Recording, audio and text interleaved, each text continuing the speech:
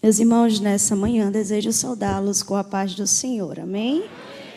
Por gentileza, abra sua Bíblia comigo. Evangelho de Jesus, segundo narra João, capítulo de número 4.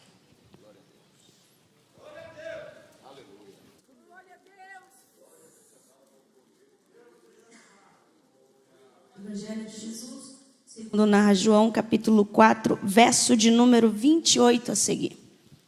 Diz-nos assim: deixou, pois, a mulher o seu cântaro, foi à cidade e disse àqueles homens: vinde, vede um homem que me disse tudo quanto tenho feito.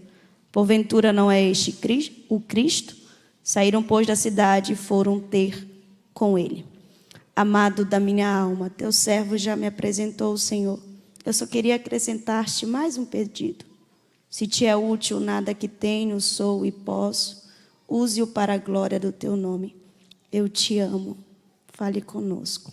Amém. Podeis assentar, meus irmãos. Queridos, antes de expor o texto das Sagradas Escrituras, permita-me, por gentileza, apresentar aos irmãos.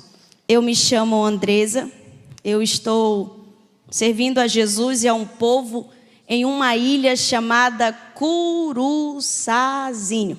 Esta ilha fica no interior de Maracanã, no estado do Pará. Eu faço parte do projeto Campos Brancos, da missionária Kellen Gaspar. E para quem não conhece o projeto Campos Brancos, o projeto Campos Brancos visa alcançar os 8 segmentos menos evangelizados do Brasil, que são eles: os indígenas, os ribeirinhos, os quilombolas, os sertanejos, a comunidade surda, o rico dos mais ricos, os pobres dos mais pobres e os imigrantes. E entre essas comunidades, entre esses segmentos, posso falar com propriedade do qual eu estou. Eu estou em uma comunidade ribeirinha que fazia parte de uma das 37 mil comunidades ribeirinhas sem a presença do Evangelho. E 10 mil delas centradas na bacia amazônica. E a pergunta que Jesus nos faz hoje é: quem irá? Jesus me confiou esta tão linda responsabilidade. Eu tinha 17 anos de idade. E há aqueles que acreditam que a obra missionária se faz por alguém cujas portas haviam se fechado e por isto foram para o campo missionário. Isto é uma mentira do inferno espalhada pelos agentes de Satanás. Nós somos embaixadores e embaixatrizes de um reino, cujo rei é o dono do universo. Jesus, por misericórdia, permitiu-me que eu passasse por algumas faculdades. Eu passei em primeiro lugar para Direito na Federal, no Pará. E eu abri mão, porque nenhuma voz foi mais atrativa do que a voz do Senhor, me chamando para viver as profundezas do seu mistério. A ilha do Curuçazinho, para quem não sabe, não tem energia. Também não tem água potável, uma ilha cercada de água salgada. Mas para mim é o melhor lugar do mundo. É o centro da vontade de Deus para a minha vida. Na ilha não tinha crente, não tinha igreja. Porém, o Deus das Sagradas Escrituras quis se tornar conhecido naquele lugar. Hoje, para a glória do Senhor, nós temos uma congregação que, com muito respeito, aqui eu estou, na minha opinião, é a mais linda que existe. Nós temos hoje 36 pessoas que já confessaram a Cristo lá na ilha. Temos 9 jovens batizados com o Espírito Santo. Temos 3 crianças batizadas com o Espírito Santo. Não existe uma alma, por mais aprofundada no pecado que ela se encontre, que as mãos dele não possam arrancá-las de lá. E também, a nossa congregação hoje... Já tem 7 anos que eu estou na ilha e Jesus salvou alguns jovens e estes jovens já estão no campo missionário. Conheceram Jesus e agora estão o tornando conhecido. E acredite, irmãos, nossa congregação rende por mês, de 30 a 40 reais de oferta e sustenta 3 missionários em campo. Nós entendemos que não existe uma igreja pobre que não possa fazer. A igreja é pobre quando não faz. Um dia nós chegaremos diante do Eterno na eternidade. E todos os que estão aqui vão ficar diante dele. Eu creio. Queridos, eu trouxe um vídeo para vocês conhecerem meu povo. E tenho um único pedido a fazer a esta igreja. Único. Quando vocês forem orar, não orem para Jesus mandar água para aquele lugar. Não orem para Jesus mandar energia para aquele lugar. Ore para Jesus me dar aquele povo que em passos largos estão caminhando para o inferno. Mas a palavra de salvação está sobre os nossos lábios. E Jesus pode mudar a rota daquelas pessoas. Esse vídeo que eu vou mostrar é um vídeo do início do trabalho, há 7 anos atrás, até o que Jesus já fez até aqui. Mas eu preciso abrir um parêntese para dizer aos nossos corações. Não existe nenhum mérito que possa ser atribuído a nós. Foi a misericórdia do Senhor para com aquele povo. E fomos privilegiadas por Ele ter nos escolhido para ir para aquele lugar. É o vídeo que tem 3 minutos, irmão. Se você puder soltar, só pause quando colocar à frente. Irmãos, nesse vídeo tem a casa que nós fomos empossadas. Ela está no início do vídeo. É o primeiro vídeo, você solta o outro. Isso. Pause, só um instantinho. Nesse vídeo tem essa casa. E eu vou falar com muito temor na minha alma. Jesus tem um cheiro. E eu já senti o cheiro dele. Nessa casa. Você pode soltar o vídeo, por favor. Não é pra impressionar a multidão. Meu coração suspira. Sabes que é real quando eu digo que não é mais uma canção. Essa é a nossa congregação, a antiga. Multidão. Meu coração suspira. Sabes que é real quando eu digo que não é mais uma canção. Meu coração suspira. Preciso de ti.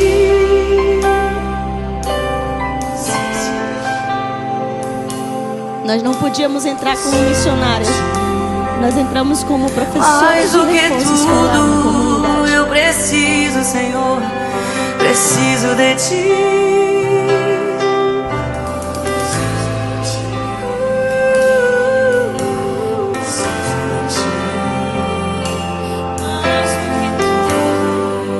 Não é mais uma canção. Não é mais uma canção. Não é pra impressionar a multidão. Meu coração suspira.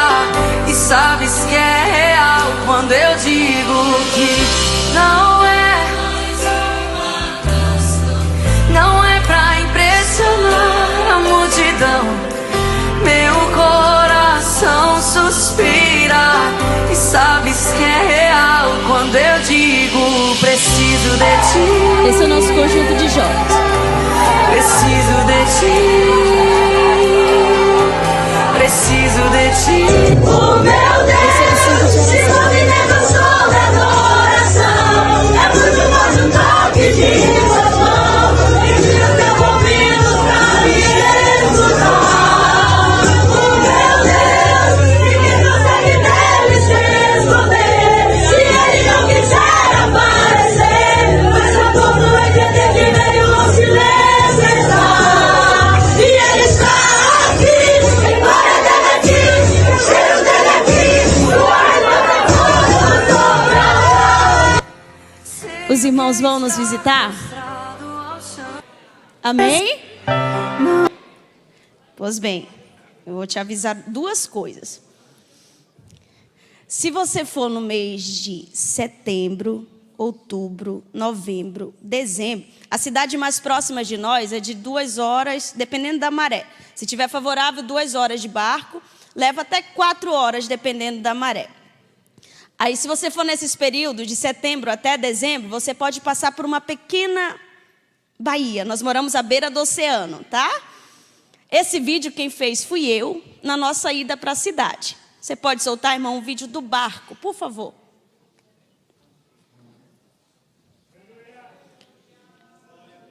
O barco. O outro. Não. Esse.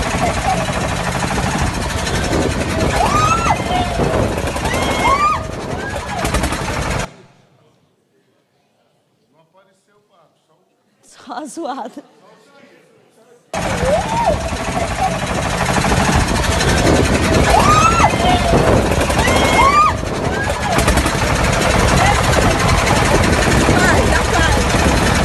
Vocês vão me visitar? Meu Deus. Vai me visitar, pastor? Ainda tem um porém. Alguém aqui já ouviu falar em uma larva da Amazônia chamada turu? Sim. Se você for, você vai comer. O meu pastor já foi lá, minha pastora já foi lá. Eu chamo de pastor porque Jesus colocou no coração deles um pastoreio pelas missionárias que estão na ilha. Eles já foram lá, já aprovaram o turu, aprovaram, porque tem que comer, irmãos. Comida é relacionamento. E se tu não está disposto a ir, faça um favor para missões. Fique em casa. Jejue, ore, contribua, mas não vá. Se o teu testemunho não for para cooperar no reino, indo, você pode fazer de outras maneiras. Mostra para os irmãos o que é o turu. Tem um vídeo que eu estou de costa, irmão. Pode soltar? Por favor. Eis. Nosso peito tem segredo só. E volta, só volta o vídeo rapidinho. Nosso peito tem segredo, só se pode ver. Se olhar de perto e provar da alegria que é chorar. Se sofrer comigo feito um soldado em Cristo se ancorar. Sei em quem eu creio e estou certo de que tem poder e é santa vocação que Ele nos deu. Vai.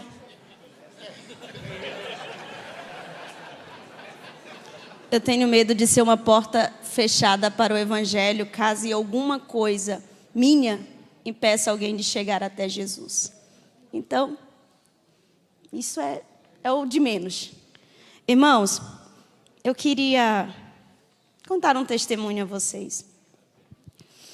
Eu saí de casa com 17 anos de idade e o meu primeiro campo foi no Marajó. Hoje eu tenho 28 anos de idade. E eu estive 3 anos na ilha do Marajó, especificamente em um rio chamado Cumucuru, que fica no interior da cidade de Portel. E eu estava fazendo meu devocional na ponte que dava acesso ao rio. E eu ouvi uma voz, com um som claro e nítido. A voz dizia assim para mim: você quer viver por fé ou você quer viver por vista? E eu disse àquela voz, eu quero viver por fé. Aquela voz disse assim para mim: a partir de hoje, você não vai pedir nada a ninguém. Eu vou te vestir, eu vou te calçar, eu cuidarei da tua pele, eu cuidarei do teu cabelo, serei teu amigo, teu pai, teu consolo. Estarei contigo na alegria, na tristeza, na solidão. Tu tens a mim. E desta feita tenho vivido durante todos estes anos. E uma das experiências que muito me marcou na ilha, antigamente era mais, hoje está melhor esta situação. Mas nós tínhamos muita dificuldade para lavar o cabelo. A nossa água era extremamente limitada. E nós aproveitávamos as viagens à cidade, que é no máximo 2 vezes no mês, para lavar o cabelo, trazer água para a gente consumir, para cozinhar. E eu lembro que em uma dessas viagens eu fui quando eu cheguei na sede do projeto, que fica em Maracanã, eu lavei o meu cabelo. E lá eu deixei o meu shampoo. Quem morava comigo na época, o projeto envia de dupla. Vai 2 moças ou 2 rapazes, ou se já são casados, vai o casal. E na época quem morava comigo era uma moça do cabelo bem cacheado. Eu voltei para casa, eu esqueci meu shampoo em Maracanã, na cidade. E eu passei a lavar o meu cabelo com o shampoo dela, que era um seda para cabelos cacheados, do vidro da embalagem verde. E eu passei a lavar o meu cabelo, e meu cabelo ficou muito ressecado, dela era bem cacheado. E um certo dia, nós estávamos arrumando a casa, eu peguei o shampoo dela, coloquei em minha mão e disse: Senhor, eu queria tanto que esse shampoo desse no meu cabelo. E terminei de lavar o banheiro, estava lavando a cozinha, limpando a cozinha, e ela estava arrumando o quarto que ficava ao lado do banheiro. Quando eu fui para a cozinha, retornei da cozinha, eu paro na frente do banheiro, estava conversando com ela. Aí, de repente, eu olho para o banheiro. Quando eu olhei para o banheiro, apareceu um vidro de shampoo no nosso banheiro. Eu olhei e disse para ela, disse: Jace, aonde tu achou esse vidro de shampoo? Ela disse: que shampoo? Eu disse: tem um vidro de shampoo no nosso banheiro. Aonde tu achou? Ela disse: que shampoo? Eu disse: tem um vidro de shampoo no nosso banheiro. Aí eu me aproximei. Quando eu me aproximei do vidro de shampoo, no rótulo do shampoo estava escrito: para cabelos lisos. E debaixo do shampoo, um bilhete, uma carta, escrita assim: isto é para você saber que eu cuido de você.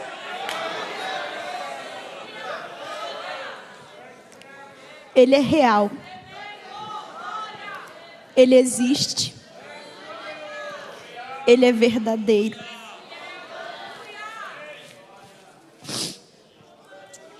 Ramandarabás.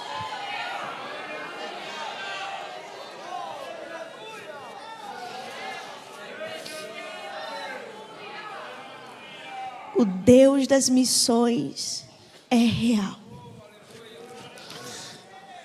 Eu queria que você mantivesse sua Bíblia aberta. Foi me dada um tempo. Eu quero ser fiel a esse tempo.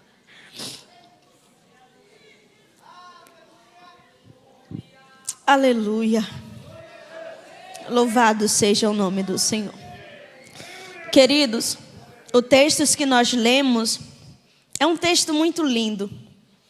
O capítulo de número 3, como o capítulo de número 4, Jesus tem uma conversa individual com 2 pessoas, ambos em diferentes situações. No capítulo de número 3 é citado seu nome, sua posição eclesiástica. E no capítulo de número 4, nós não temos um nome citado. Nós não temos uma boa fama do que é retratado no capítulo 4. Mas o que eu acho muito interessante é que o Verbo encarnado conversa com esta mulher. O Filho de Deus conversa com esta mulher. Chega aos ouvidos de Jesus que os fariseus estavam a falar, a espalhar, que ele estava a batizar mais pessoas do que João Batista, sendo que nem era Jesus quem batizava, mas os seus discípulos. Ele então deixa a Judéia e vai outra vez para a Galileia. E o texto diz que se fazia necessário Jesus passar por Samaria. A necessidade aqui não era porque era o único caminho. Não, é porque havia uma situação que Jesus precisava tratar, uma vida que ele precisava libertar e uma missionária que ele precisava levantar. Pois nós, como igreja, entendemos uma coisa: primariamente conhecemos a ele e depois queremos torná-lo conhecido. Quando nós entendemos quem somos e o que ele é, seu amor, sacrifício, redenção nos resgata, o Evangelho torna-se uma boa notícia, do qual todos nós precisamos espalhar. Não é por uma necessidade a saber que também se trata, mas é por amor. nós conhecemos a salvação e logo nós queremos tornar o Salvador conhecido. Esta é a missão da igreja. Esta é a missão sua. Esta é a missão minha. E o texto dá continuidade e diz que nesta passagem por Samaria, Jesus para em um vilarejo, em uma pequena cidade por nome de Zicá. E ali, cansado da viagem, para à beira de um poço que Deus tinha dado por herdade a Jacó para usufruir ele, seu filho e os seus gados. Quando Jesus, cansado da viagem e com fome, os seus discípulos vão até a cidade comprar comida, enquanto ele fica à beira deste poço. Porém, uma situação diferente, num contexto que não era familiar, acontece. O quê? Uma mulher vai buscar água no poço. E o horário não era um horário tão comum na cultura da época que as mulheres fossem. Era meio-dia. Na cultura, as mulheres iam ou de manhã cedo ou de tardezinha. E isso em grupo. Mas olhando para o contexto desse texto, da vida desta mulher, logo nós vamos entender o porquê que ela vai ao poço este horário. No entanto, era para ser um dia comum. Porém, o Salvador estava naquele poço. E quando o Salvador está em um ambiente, não importa qual seja a situação, não importa qual seja a pessoa, o ambiente muda, a pessoa muda, porque ele tem o poder para fazer isto. Jesus estava nesse poço, ela chega. Quando ela chega, o verbo encarnado, a sabedoria encarnada, começa um diálogo. Primeiro, Jesus nos ensina que não existe missões sem relacionamento. E eu já abro um parênteses para dizer aos nossos corações: por mais nível alto que você seja, por mais que seja alto o seu grau de intelectualidade, por mais que você tenha uma sabedoria extrema, e desça ao poço do perdido, desça ao nível do perdido, você é só alguém que sabe aonde está a fonte. Não é sobre você, é sobre a mensagem que você carrega, é sobre o Deus que você fala.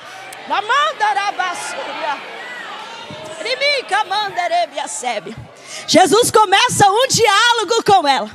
Evangelho é relacionamento, é palavra, é Bíblia. Jesus disse para ela: mulher, dá-me de beber. Ela olha para ele com uma visão espiritual fechada ainda e disse: como pode, sendo tu judeu, pede de beber a mim que sou samaritana? Jesus, olhando para ela e entendendo no contexto que ela estava falando, disse para ela, sendo que os samaritanos não se comunicavam com o judeu, disse para ela: se tu conheceras o dom de Deus e quem te pede de beber, tu pedirias a mim e eu te daria água viva. Ela, não entendendo ainda do contexto que ele estava dizendo, disse para ele: como, pois, tu pode me dar esta água?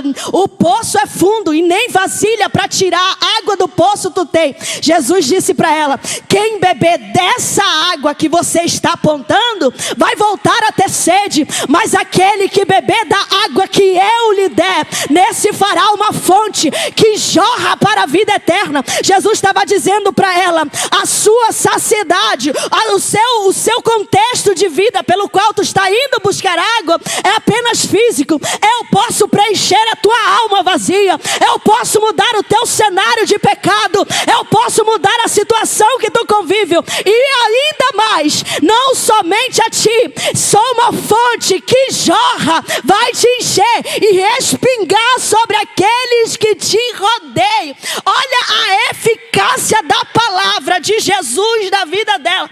Ela olhando para ele, a visão dela ainda estava fechada. E o nosso maior exemplo de missionário de nos dar é o exemplo de que precisa-se de insistência. Vai, irmão, talvez alguém já disse para ti: não quero saber do Jesus que você está me convidando para ir para o culto. Insiste, insiste, insiste. Uma hora Jesus convence o coração dele, uma hora Jesus muda o cenário dela. Continua a mãe dizendo para os seus filhos: vão para a igreja, vão para a igreja. Talvez eles já disseram para você: não quero ir para lá. Continue insistindo. Talvez Jesus está preparando o momento para trazer de volta e ser uma bênção neste lugar, e ser uma bênção neste lugar. E olha o que é lindo, irmãos, é a eficácia da palavra de Jesus ao coração dela. Quando Jesus disse para ela, observa que no contexto todo, ele não a obriga, apenas oferece. O evangelho não te obriga, irmão. Jesus apenas propõe para ti. É necessário se faz você aceitar, querer, reconhecer. Quando Jesus disse para ela, quem beber essa água vai voltar a ter sede, mas aquele que beber da água que eu lhe der, nesse fará uma fonte que jorra para a vida eterna. Ela então disse para ele, então me dá de beber dessa água. Era a porta de entrada que Jesus queria. E como toda ação precisava ter esta reação, ele disse para ela, vá buscar o teu. Jesus sabia ou não sabia que ela não tinha marido? Se fazia necessário o quê? Falar. Por quê? O falar dava o auto-reconhecimento da miserabilidade que ela era. E precisava de ajuda. A primeira pessoa que precisa entender que Jesus é santo e que pode te ajudar é você mesmo. Reconhecendo que você precisa de ajuda. Aí Jesus disse para ela, vá buscar o teu marido. Ela tinha a oportunidade de ir embora, sim ou não? Sim. Ela poderia mentir, pegar o cântaro que ela foi e ir embora. E voltar para a sua vida promíscua. Para a sua vida vazia, solitária. Porém, ela resolve falar a verdade. E a verdade, diante da própria verdade, disse para ela. Ela disse para ele, eu não tenho marido. Aí Jesus disse para ela, dissestes bem. Ou seja, não ocultou a verdade. Aí Jesus mostra para ela que ele não era só um simples homem. Eu acho isso muito interessante porque quando nós olhamos por texto, ela assemelha-se a ele. O nível dela de conhecimento dele se dá à medida que eles conversam. Primeiro, ela assemelha-se a ele dizendo, porventura, tu és maior que o nosso pai Jacó, que nos deu desse poço para usufruir nós, nosso filho, nosso gado? Agora, quando ela fala para ele que ela não tinha marido, ele vai dizer para ela, disseste bem, tu já tiveste 5, tu estás convivendo com alguém que também não é teu. Aí ela vai olhar para ele e vai dizer, vejo que tu és um.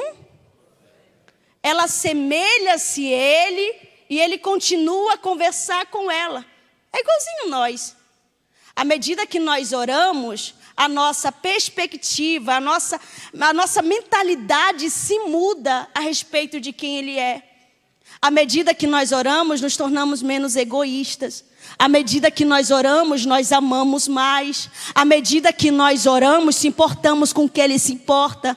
À medida que nós oramos, vamos nos tornando conhecidos por Ele e principalmente Ele conhecido por nós. Nossa mentalidade, forma de agir, maneira de ação vai mudando, porque nós vamos nos tornando parecido com Ele à medida que nós oramos. Aí ela vai dizer para ele o seguinte, ela disse para ele o seguinte, ela disse assim, vejo que tu és um profeta. Aí ela entra em um contexto, ela diz, olha, nossos pais nos ensinaram a adorar no monte, vocês dizem quem é em Jerusalém. Aí Jesus olha para ela e vai dizer o seguinte, vai chegar o tempo, e o tempo já chegou, que os verdadeiros adoradores terão um estilo de vida cultico.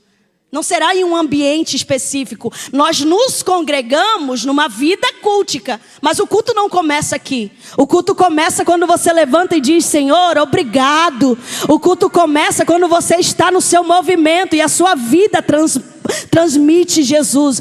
A sua maneira transmite Jesus. E o que eu acho muito interessante, irmãos, é a visão, a ótica de Deus. Nós olhamos para ela, nós vemos uma vida de uma mulher que tinha... uma vida promíscua, não tinha uma perspectiva muito boa, não tinha uma fama muito boa, mas Jesus olhou para ela não visualizando somente isso, porque quando Jesus olha para nós, não olha só o nosso passado, mas contempla também nosso presente e o nosso futuro. Jesus olhou para ela e viu nela uma missionária. A graça faz isso, pega uma ex-prostituta e torna-a missionária para a glória do nome de Jesus. E eu acho muito interessante, Deixa eu contar um testemunho para vocês. De pessoas que aos nossos olhos parecem impossíveis.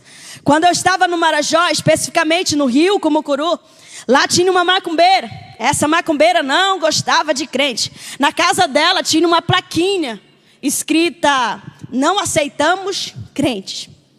Nós passava na nossa canoazinha, e eu que pilotava, uma pilota Velozes e Furiosos. Vocês precisam conhecer. E nós andava na nossa canoazinha e na casa dela nós não podíamos entrar, que ela não deixava. Aí eu lembro uma vez que uma senhora disse para nós assim: olha, vocês podem evangelizar todas essas casas, essas pessoas ouvirão de Jesus, menos a casa da Dona Maria. Eu disse: o meu Jesus pode fazer uma situação. Vinha pessoas de fora, irmãos, para ir lá na casa dela. Vinha pessoas de fora para estar lá na casa dela. Ela fazia uns trabalhos, inclusive fazia para nós. Uma vez encontrei uma dentadura debaixo da nossa casa, para o nosso dente caiu. Meu dente foi mais branco, porque Jesus cuida. Um belo dia, irmãos, essa mulher adoeceu. A barriga dela inchou. A perna dela atrofiou. Ela não conseguia enxergar mais de um lado do olho, que a diabetes estava tomando conta do corpo dela.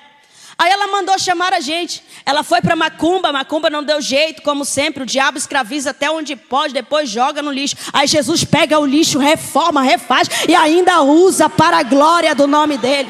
Ela foi para a medicina também não deu jeito. O médico disse para ela: olha, a senhora não tem mais do que 3 meses de vida. Aí ela foi para a casa dela. Na casa dela, ela mandou chamar a gente. Chegamos lá na casa dela. Eu vou escrever o cenário para vocês. O quarto dela era fechado, a parede era uma rede. Ela colocava a parede como uma rede. Tinha velas de todos os tamanhos acesas e tinha imagens de todos os tamanhos. As laterais tinha cabeça de bicho morto e era fedorento de sangue e de urina, irmãos, sobre o quarto dela. Ela chamou a gente, estava deitada numa rede. Ela tinha um facão no lado da rede. Ela olhou para mim, ela disse assim: é verdade que vocês pregam Jesus que cura, que salva, que liberta, que transforma? Eu disse: minha irmã, nós pregamos um Jesus que cura, que salva, que transforma e que liberta. Ela olhou para mim e disse assim: então vocês vão fazer o seguinte, nós vamos fazer um trato. Vocês vão orar por mim, e se esse Jesus que vocês pregam me curar, eu vou aceitar ele como meu salvador. Aí ela pegou um facão e levantou o facão para cima. Ela disse: mas se ele não me curar, vocês vão embora daqui, porque vocês pregam um Jesus que não existe. Vocês falam de um Jesus que não existe. Eu peguei na mão dela, irmão, e disse assim: a senhora nos dê 10 dias. Nós vamos para casa, começaremos um jejum e uma oração pela sua vida. E quando nós retornarmos a esta casa, o Jesus que nós tanto amamos e servimos vai ter lhe curado. Aí ela olhou para mim e disse assim: eu duvido. Com o olho vermelho, irmãos. Eu não sei se vocês têm conhecimento da obra missionária em si, do campo. Mas se não tiverem, eu vou falar dos que já estive. Na obra missionária, o diabo não se camufla. Ele aparece. Lança ameaça, joga suas propostas. Mas ainda bem que nós entendemos que ele é criatura. O Deus que nos chamou é criador. Ele é submisso ao meu Senhor. Fomos para casa, começamos uma guerra. Esta é a palavra verdadeira. Uma guerra. Eu ouvia um som nítido e claro. Arranhões de cima de casa até abaixo. A nossa casinha de madeira. De cima de casa até abaixo. E o diabo não queria, irmão, de jeito nenhum que aquela alma fosse liberta. Passou um dia, passou 2 dias, passou 3 dias. E a situação da mulher só piorava. 4º dia, 5º dia, 6º dia, o neto dela foi lá em casa e eu perguntei para ele como era que estava a avó dele. Ele disse assim: professora, a vovó provavelmente não passa dessa semana. Irmãos, eu já sou pálida. Eu fiquei mais pálida ainda. Aí eu fui para a oração. Eu lembro no quarto que nós orávamos, eu lembro da oração que eu fiz ao Senhor. Eu disse: Deus, não deixa o diabo roubar a minha fé. Tu não precisa de uma lógica humana para fazer o que tu queres. Tu não precisa de uma cronologia humana para fazer o que tu queres. Eu só peço ao Senhor que não me deixe duvidar do que o Senhor é capaz de fazer. Irmãos, passou o 7º dia, o 8º dia, o 9º dia. Na viração do 9º dia para o 10º dia, à meia-noite. Lá na época, 10 anos atrás, não tinha energia. Hoje tem placa solar, mas não tinha energia. Aquela mulher estava deitada, não estava conseguindo dormir. De repente, um clarão invade o quarto dela. E no clarão uma voz, e a voz dizia para ela: levanta-te. Ela não sabe como a perna que estava atrofiada diante da voz daquele ser teve que voltar para o lugar. E quando ela estava no lugar, a mulher ficou de pé. E de pé ela caiu de joelhos e perguntou: quem tu és? Ele disse: eu sou o Deus das meninas que andam na canoazinha de um lado para o outro. Elas têm dono, elas têm um pai, elas têm um Deus que zela pela vida dela. O Deus das missões está vivo. O Deus das sagradas escrituras está vivo, está vivo, está vivo.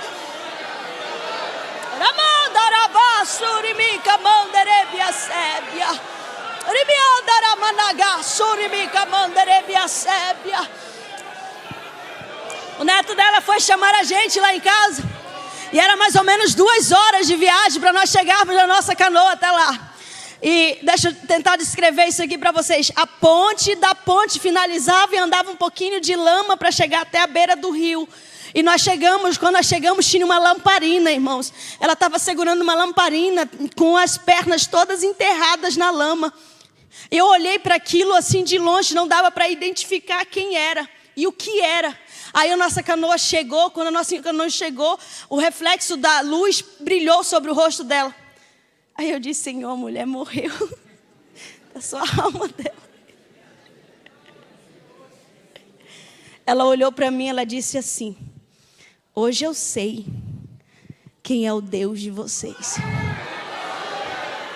E eu quero Ele para mim. E com o joelho na lama, ela dobrou os seus joelhos e conheceu Jesus como seu Salvador.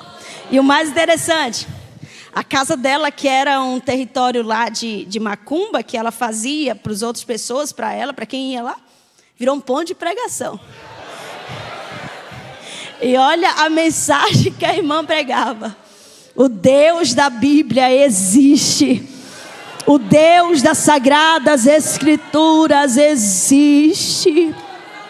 Não existe uma alma, por mais aprofundada no pecado que ela se encontre, que as mãos dele não possam arrancá-las de lá. Agora escute, só para me finalizar. Quando Jesus fala para ela, a conversa com ela vai levando a este conhecimento de quem Ele é. E o prazer de Jesus é se revelar a nós. Ela olha para ele e vai dizer assim, ó: eu sei que o Messias vem, e quando Ele vier, nos anunciará todas essas coisas. No nível da conversa, o grau do conhecimento dele se auto-revela. Aí ele vai dizer para ela: eu sou o Messias que falo contigo. O resultado é lindo, irmãos. Ela tinha ido no poço fazer o quê? Pescar. Versículo 28, ela deixa o cântaro e vai à cidade.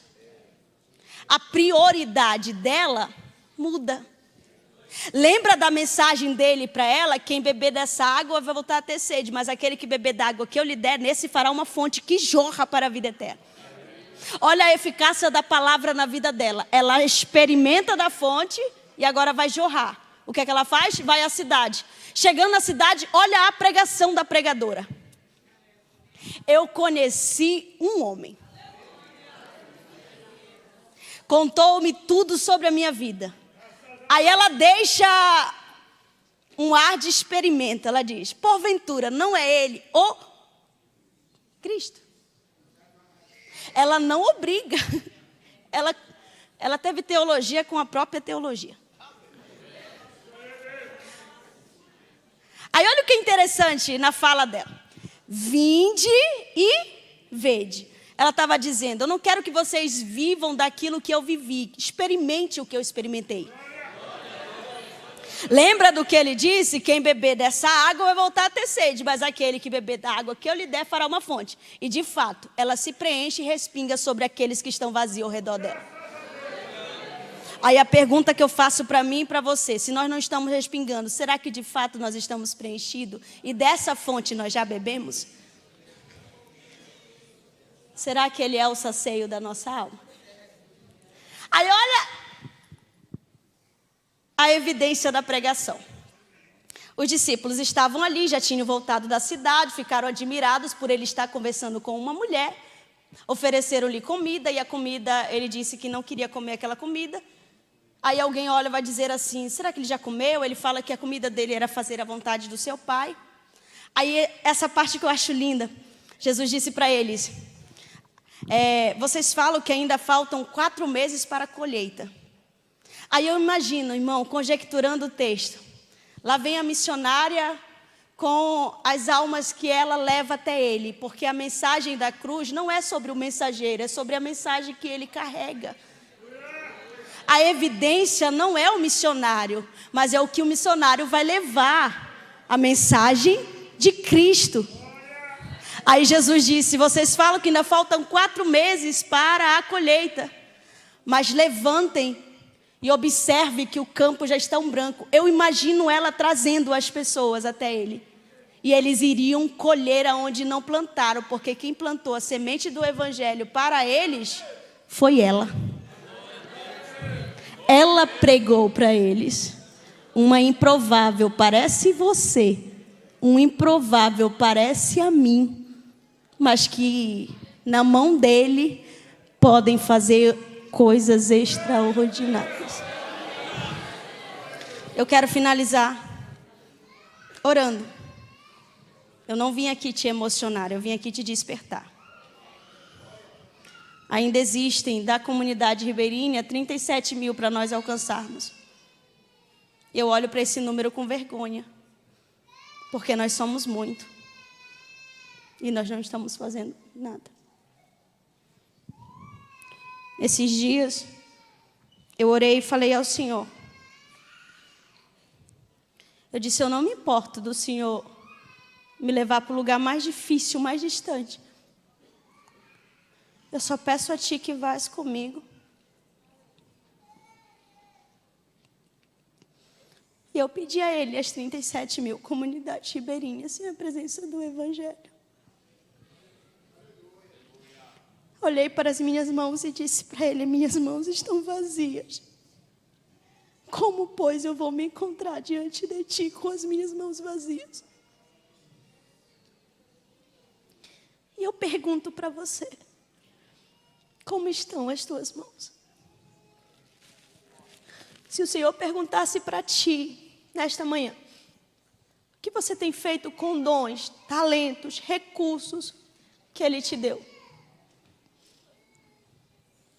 O que tu apresentaria ao Senhor? Os apóstolos tiveram bem menos do que nós.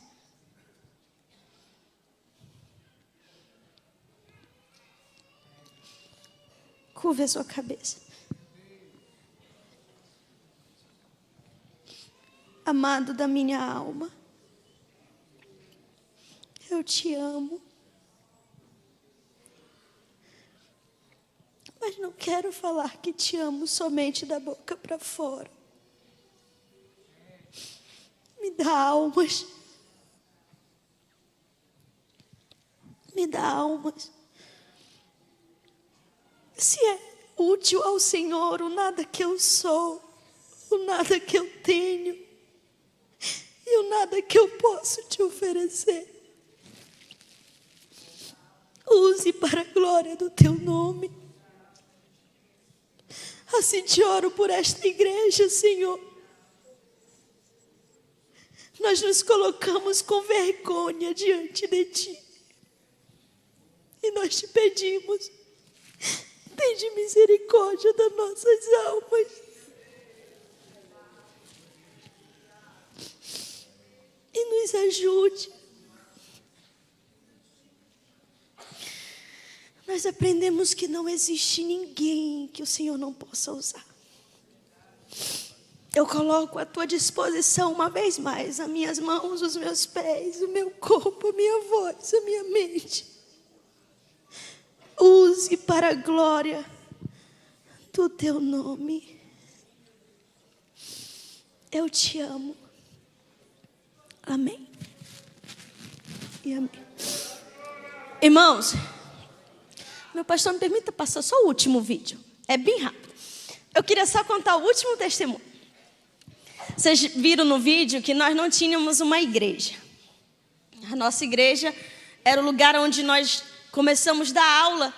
A gente não podia entrar com o Evangelho. A gente precisava chegar de alguma estratégia, de alguma maneira. E o projeto Campos Brancos, ele chega nas comunidades de tal maneira, alcançando primariamente as crianças com aula de reforço e com alimentação saudável. E depois nós vamos alcançar a família. E eu estou ali há 7 anos nessa comunidade. E eu nunca tinha sentido o desejo de construir um templo. No entanto, início do ano passado nós estávamos orando, eu e a Lani, a outra missionária que está comigo, que não veio. E em oração eu ouvi uma voz. A voz disse para mim assim: vamos começar. Eu abri os meus olhos e eu perguntei a Lani, eu disse: amiga, você ouviu alguma coisa? Ela disse: não. Eu disse: entrou alguém em casa? Ela disse: não. Eu tornei a fechar os meus olhos e continuei orando. E eu tornei a ouvir a voz. E a voz disse: vamos começar. E eu perguntei: começar o quê? E diante da eternidade, o Senhor me levou do quarto de oração para frente da nossa casa e me mostrou uma igreja construída. Um templo lindo, a cor, o jeito, a maneira, tudinho, a placa, tudo. E eu puder te dar um conselho, tenha um caderno de oração. Eu tenho um caderno de oração e nesse caderno de oração eu coloco as necessidades e deixo um espaço na frente. Quando ele faz, eu coloco um risco e dou um culto em ações de graça. A gratidão gera bênção. E eu peguei esse caderno de oração, fui atrás do orçamento. Quantos pregos, telhas, tauba. Lá na ilha não tem nenhuma casa que seja de alvenaria, são todas de taubas. Quantas taubas, tinta que eu ia precisar. E coloquei no caderno de oração, nós não contamos a ninguém. Irmãos, eu sou horrível para pedir. Porque o diabo e seus agentes espalharam por aí que o missionário é uma pessoa pedichona. E isso é mentira, irmãos. Somos embaixadores e embaixatrizes de um reino, cujo rei é o dono do universo. Eu coloquei no caderno de oração, coloquei o orçamento e começamos a chorar em cima daquele papel. E Jesus ouve a oração, irmãos. Eu vim pregar aqui em São Paulo, especificamente em Osasco. Eu estava ministrando uma igreja pequena. Não contei necessidade nenhuma no altar. Não falei nada. Estava ministrando a palavra. De repente, levantou uma senhora. Ela veio em direção ao altar. Eu entendi que ela queria falar com a igreja, que Deus queria falar com a igreja, e eu baixei o microfone. Aí ela veio em direção ao altar, ela apontou o dedo para o meu rosto e disse assim: eu não sei o que tu vai construir lá, mas Ele mandou lhe dar as telhas. Quantas telhas você precisa? Aí eu peguei meu caderno de oração e disse para ela: eu preciso de 74 telhas. Ela disse: eu lhe darei as telhas. E Ele manda te dizer que quem dá o orçamento se responsabiliza pela obra. Eu voltei para casa, aí eu falei para Nani, eu disse: Nani, ele já começou. E ele começou literalmente por cima. Ele já nos deu o telhado da casa. E nós continuamos orando. Eu recebi um convite para ir pregar em Minas. Estava ministrando, terminei de ministrar, estava chorando. Deus falou de forma muito profunda ao meu coração. Aí o pastor virou para mim e disse assim: minha filha, vocês estão precisando de algo urgente lá? Eu disse: estamos não, pastor. Ele disse: não estão? Eu disse: não. Irmãos, eu sou horrível para pedir. Aí ele disse assim: tá bom. Aí ele foi, deu uma volta na igreja, ele voltou, parou do meu lado. Quando ele virou para mim, ele disse assim: olha, Jesus mandou eu lhe dar uma oferta. E essa oferta é direcionada. Eu disse: para que é a oferta? Ele disse, a oferta é para compra da madeira. E ele não sabia de nada, irmãos. Aí a oferta deu 7 mil. Aí eu voltei para casa. Quando eu cheguei em casa, falei, Nani, o senhor já mandou 7 mil. Aí eu fui na estância, fiz o orçamento na estância de quanto eu ia precisar. Eu ia precisar de 49 mil reais. Eu tinha 7. Aí quando eu ia saindo, tinha um senhor na frente da estância. Ele olhou para mim e disse assim, minha filha, por que você não compra os troncos das árvores? A madeira na estância é muito caro, principalmente em Maracanã, que além da madeira, tem que ter o frete para ir levar até a ilha. Aí ele disse assim, por que você não compra os troncos das árvores e manda serrar? Vai ficar mais ou menos pela metade do valor. Eu disse, aonde eu encontro esses troncos de árvore? Ele me levou até o lugar, eu falei com o dono do mato, ele disse assim, olha, dá para fazer R$1.000 cada tronco de árvore. Aí as árvores eram bem grossas mesmo. Aí eu falei para ele, eu disse, então eu vou querer 7 troncos de árvore. Aí eu já estava com as árvores, mas não tinha serrador. Aí eu fui pregar lá no Pará. Eu fui numa igreja lá no Pará, terminei de ministrar, um senhor me abordou quando eu ia descendo. Aí ele não enxergava de um lado do olho dele era furado. Aí ele disse assim, minha filha, eu queria tanto dar uma oferta para você levar para o campo. No entanto, no momento eu não posso. Porém, eu sou serrador. Se te serve o meu serviço, eu queria doar para a obra missionária. Aí eu falei para ele da situação, das árvores. Aí ele falou, então eu vou levar mais 4 serradores comigo. E foram, serraram todas as árvores, tudinho. Aí eu já estava com madeira, eu guardava dinheiro de agenda, colocava lá, comprava prego, nós já tínhamos uma lata de tinta. Aí eu fui pregar aonde presidia o ex-presidente das Assembleias de Deus no estado do Pará. E eu estava ministrando, terminei de ministrar, não contei necessidade nenhuma no altar. Quando eu terminei de ministrar, ele estava sentado ao meu lado. Eu passei um vídeo na igreja do amor que o Senhor colocou ao meu povo por aquele lugar e pedi a oração aos irmãos para que Jesus me desse aquele povo. Nesse vídeo, estava as taubas todinhas na árvore. Ele virou para mim e disse assim, vocês vão construir alguma coisa lá? Eu disse assim, pastor, Deus deu privilégio para 2 meninas que não deu para Davi, o homem segundo o seu coração. Construir um templo para que seu povo se reunisse para adorá-lo. Aí ele olhou para mim e disse, você já tem o quê? Eu disse, nós temos a fé, eu sei que falou comigo. Nós temos 74 telhas, nós temos algumas dúzias de tauba, nós temos 15 quilos de prego, nós temos um galão de tinta, nós temos 2 carpinteiras, que sou eu e a Lani, e 2 pintoras, que sou eu e a Lani. Aí ele riu, virou. Quando terminou o culto, passaram para ele dar as considerações finais. E ele convocou, irmãos. Ele não pediu, ele convocou 30 homens para ir construir a igreja. E a igreja está pronta. Dia 11 desse mês que passou, de junho, foi a inauguração do templo. Eu queria que você fixasse uma frase na sua mente. Que, para mim, para o campo missionário, o provedor é melhor do que a providência. Um dia pode nos faltar alguma coisa. E vai faltar. Mas eu jamais posso viver sem Ele. Ele não pode nos faltar. E eu queria passar esse vídeo. É um vídeo curtinho. Pra vocês conhecerem, na minha opinião, a igreja mais linda que existe. Com respeito a que eu estou. Tá bom, pastor? Vocês conhecerem a igreja. O último o vídeo, irmão, por favor.